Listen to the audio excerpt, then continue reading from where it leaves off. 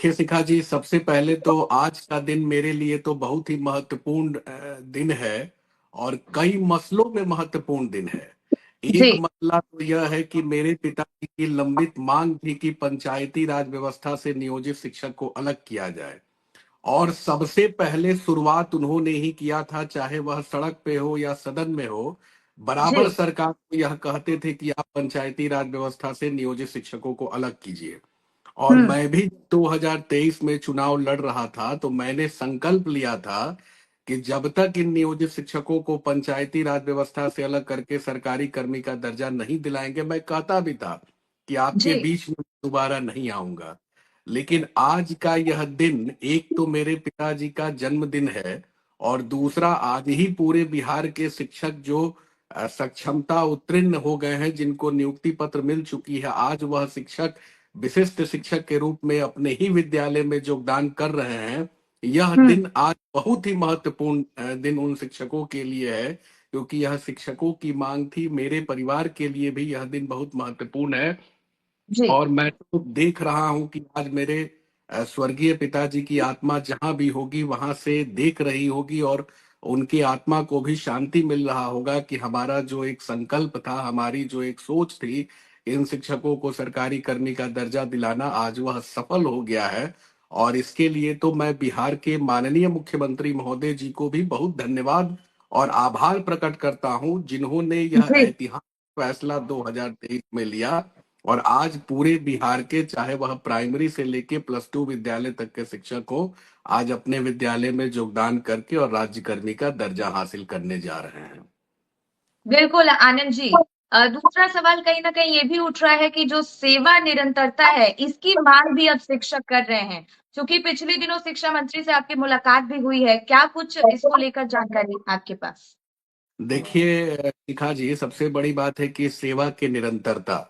तो सेवा की निरंतरता, जब शिक्षक हमारे आंदोलनरत थे तो 2020 में एक सेवा शर्त नियमावली शिक्षकों के लिए बनाई गई थी। उसमें महती भूमिका मेरे पिताजी के साथ बिहार विधान परिषद के दोनों माननीय सदस्य जो हैं, संजय कुमार सिंह और संजीव कुमार सिंह, उन दोनों ने भी महती भूमिका सदन में निभाया था। और एक जो है शिक्षकों के लिए एक सेवा शर्त नियमावली बनाई गई थी। और वह सेवा शर्त नियमावली के कंडिका 12 में 7वें नंबर बिंदु पे आप देखिएगा, उसमें स्पष्ट लिखा हुआ है कि सेवा की निरंतरता, मतलब सेवा की निरंतरता में है कि उनको सेवा की निरंतरता का लाभ देते हुए वेतन संरक्षण का लाभ दिया जाएगा, यह मेंशन किया हुआ है।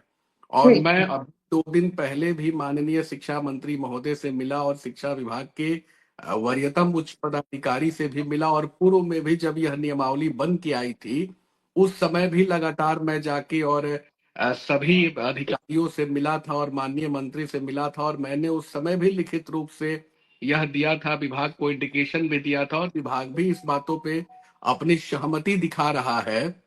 क्योंकि आप देखी होंगी कि उसमें जो विशिष्ट शिक्षक नियमावली है, उसमें स्पष्ट रूप से इंगित है कि शिक्षकों को प्रशिक्षण की तिथि से वरीयता का निर्धारण किया जाएगा।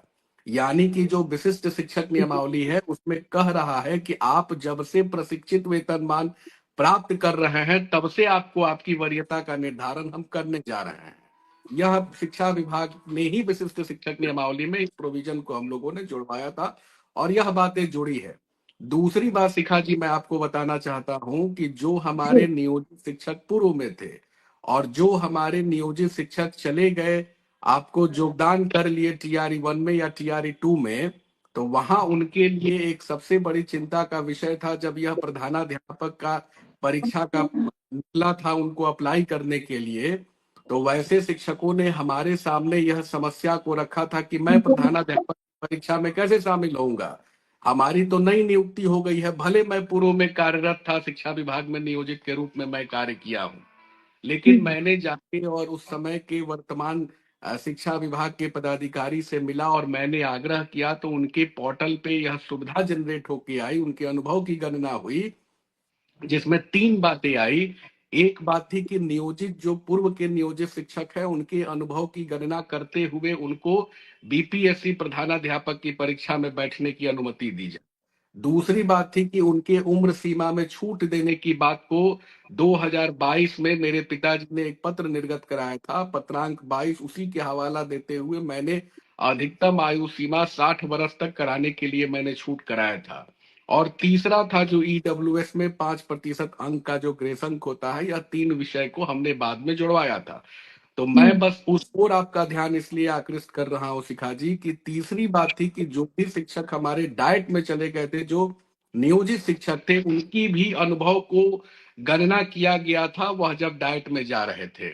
तो मैंने भी इस बार विभाग को भी मैंने कहा और माननीय मंत्री महोदय से भी आग्रह किया कि जब प्रशिक्षण तिथि से वरीयता का निर्धारण कर रहे हैं, उनको सारी सुविधाएं आप देने के लिए तैयार हो गए हैं, भले आप उनको आज योगदान करा लीजिए, लेकिन जितना भी इंक्रीमेंट उन शिक्षकों का है, कम से कम उनके इंक्रीमेंट को जोड़ते हुए। और आपने देखा होगा, अभी विभाग ने एक पत्र भी निर्गत किया था जिसमें वेतन विसंगति के मसले थे, जिसको लगातार हम लोग उठाते थे, मेरे पिताजी भी लगातार सदन में उठाते थे। तो जी, विभाग ने कहा कि हम इनकी विसंगति को दूर करेंगे।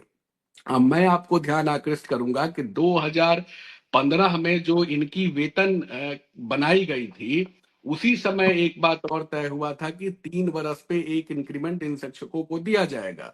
तो मैंने भी मांग किया, मैंने भी ध्यान आकृष्ट किया कि 2006 से 2009 एक इंक्रीमेंट, 9 से 12 2 इंक्रीमेंट, 12 से 15 3 इंक्रीमेंट, और 15 से जो 8 वर्ष देने की बात कर रहे हैं, उनको भी आप जोड़ के उनके इंक्रीमेंट को बना के उनकी विसंगति को दूर करके और तब से आप उनको सेवा के निरंतरता का लाभ दीजिए।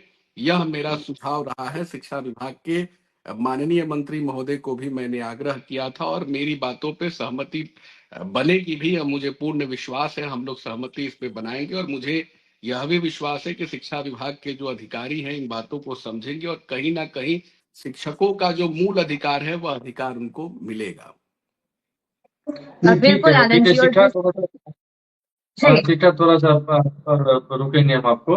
नहीं, ठीक जी, है, जी, लगातार आपकी बातचीत होती रहती है शिक्षा विभाग के जो अधिकारी हैं, चाहे वो मुख्य अपर मुख्य सचिव हो या मंत्री हो, शिक्षा मंत्री हो। लेकिन मुझे लगता है फिर नेटवर्क एरर आ गया है, शिखा उनसे बात नहीं हो जी, पा रही जी, है। आते हैं तो एक्चुअली सेवा निरंतरता को लेकर काफी सारे सवाल हैं जो कि शिक्षकों के जेहन में हैं, और जी, लड़ाइयाँ तो लड़ी जा रही है, कोशिशें तो हो रही है, लेकिन अब तक वो अंजाम तक नहीं पहुंच पाया। हालांकि राज्यकर्मी को लेकर भी बहुत सारी कोशिशें हुई थी, इसमें अहम भूमिका रही है, इनके पीछे कई शिक्षक नेता हैं जिन्होंने प्रयास किया और सफलता मिली। लेकिन अब सेवा निरंतरता पर खासा जोर है, और शिक्षक जो भी हैं वो चाह रहे हैं कि उनकी जो कंटिन्यूटी है जॉब की, वो बनी रहे।